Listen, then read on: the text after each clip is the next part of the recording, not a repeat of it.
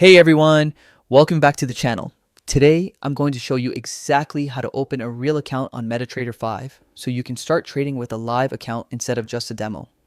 Let's dive right in. The first step is to make sure you have the MetaTrader 5 platform installed. Once you're in, go to the Messages tab. This is where you can start creating your real account. Keep in mind, not all brokers support MT5, so you'll want to pick one that does. Most popular brokers offer both demo and real accounts, so you'll have options. If you're currently on a demo account, click the hamburger menu, then select Manage Accounts. Here, you'll see your demo account listed.